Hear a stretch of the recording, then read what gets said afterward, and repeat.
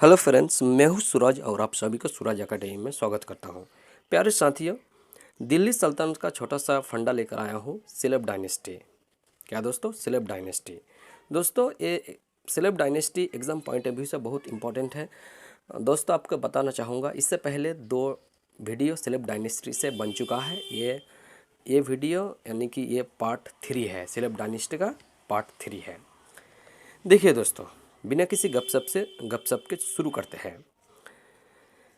1236 में हम लोग जानते हैं कि 1236 में इल्तुतमिश का डेथ हो गया था। उसके बाद नुकरुद्दीन फिरोज शाह इल्तुतमिश के मर्जी के खिलाफ सिंहासन पर बैठा।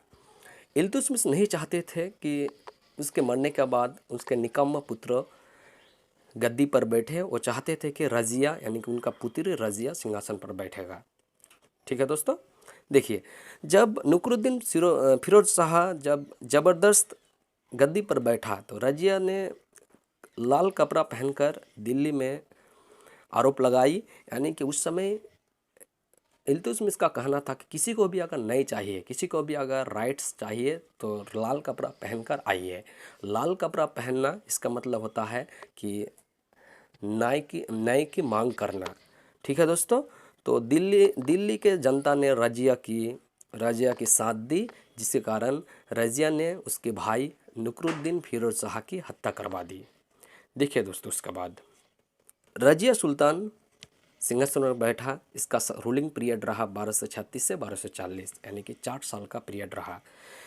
देखिए दोस्तों, ये पॉइंट ध्यान रखिएगा। दिल्ली सल्तनत की यानी कि सिंहासन पर बैठने वाली एकमात्र महिला, यानी कि एकमात्र महिला कौन थी? रजिया सुल्तान। दोस्तों, इसे रजिया सुल्तान इसलिए कहा जाता था, ये महिला है। इसको बेगम इसलिए नहीं बोला जाता था क्योंकि ये महिला मर्दों के टोपी और मर्दों के पोशाक पहनते हुए अपने शासन रूलिंग पीरियड में शासन किया करती थी, इसलिए इसे शासक यानी कि सुल्तान बोला जाता था। देखिए दोस्तों, अगला पॉइंट, रजिया सुल्तान की दूसरी भाई बरहम शाह को यह बिल्कुल पसंद नहीं आई। दोस्तों, एक इससे पहले अगर बैकग्राउंड को पढ़ने के प्रयास करते हैं, रजिया सुल्तान का प्रेम संगत हो गया था एक निचला जाति, यानी कि निचला जाति याकूत खान के साथ। याकूत खान जो इल्तुतमिश के रूलिंग पीरियड में बावर्ची हुआ करता था। इसीलिए दोस्तों, रजिया सुल्तान का भाई बैरम शाह को ये बिल्कुल पसंद नहीं आई कि वो निचली जाति के साथ प्रेम विवाह करे। 1240 में रिवल्ट ऑफ इल्तुनिया कौन हुआ करता था? इल्तुनिया पंजाब का इक़्तिदार हुआ करता था। देखिए दोस्तों, जब इल्तुनिया ने पंजाब को अपने आप को स्वतंत्र शासक घोषित की तो रजिया और याकूत खान, यानी याकूत खान कौन थी? याकूत खान कौन था? रजिया का प्रेमी हुआ करता था। रजिया और याकूत खान की सेना इल्तुनिया पर हमला किया। रिवोल्ट ऑफ इल्तुनिया के नाम से जानते हैं। दोस्तों, इल्तुनिया का यानी कि शासक इल्तुनिया के सेनाओं भारी पड़ गए, यानी कि पावरफुल साबित हुआ रजिया और याकूत खान के सेनाओं के बीच। दोस्तों, जिसके फलस्वरूप याकूत खान की हत्या करवा दी और इल्तुनिया अरेस्टेड रजिया। दोस्तों, इल्तुनिया ने रजिया को अरेस्ट कर ली, बंदी बना ली।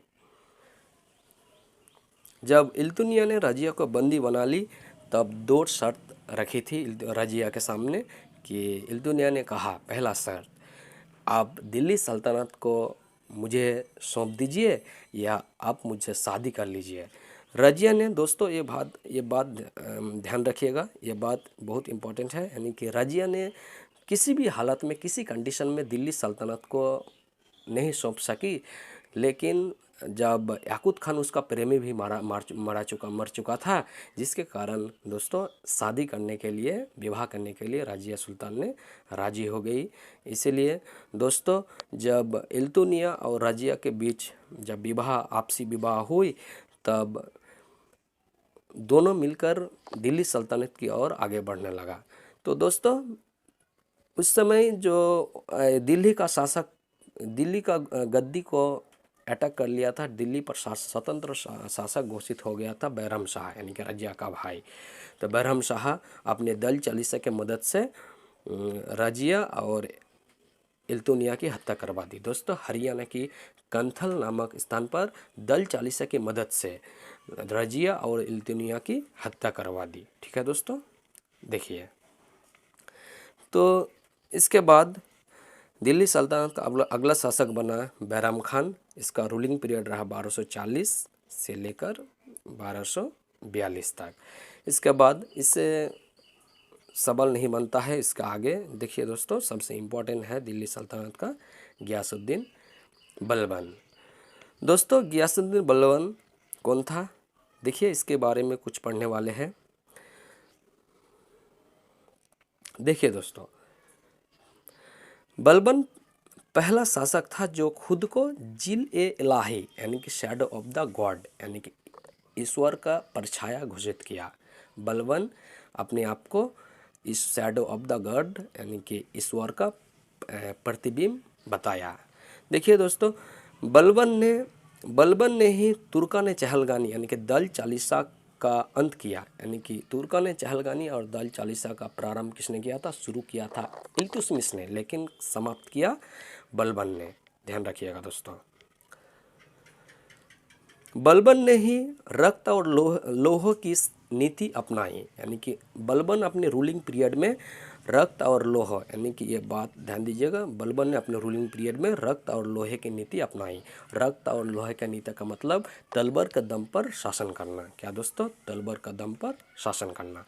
देखिए नेक्स्ट पॉइंट, बलबन के द्वारा ही सिजदा और पाइबोश की प्रथा शुरू की गई। यानी कि बलबन ने सिजदा और पाइबोश यानी कि कोई भी सैनिक अगर उसके सामने आते थे तो सिजदा झुककर पैर चूमता था। यानी कि सिजदा और पाइबोश की नीति अपनाई थी बलबन ने।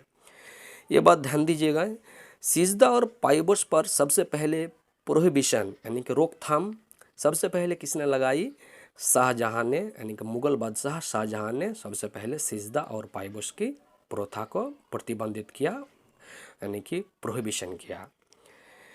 उसके बाद देखिए, सिजदा और पाइबोश का एवोल्यूशन यानी कि पूरी तरह से नष्ट कर दिया था। किसने नष्ट किया था, औरंगजेब, मुगल बादशाह औरंगजेब के द्वारा सिजदा और पाइबोश को एवोल्यूशन कर दिया गया, उसको समाप्त कर दिया गया।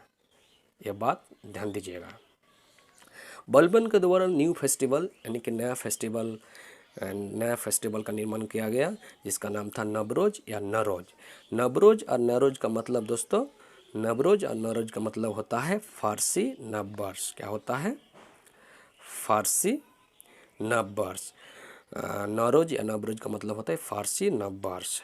दोस्तों देखिए नेक्स्ट पॉइंट, प्रसिद्ध कवि अमीर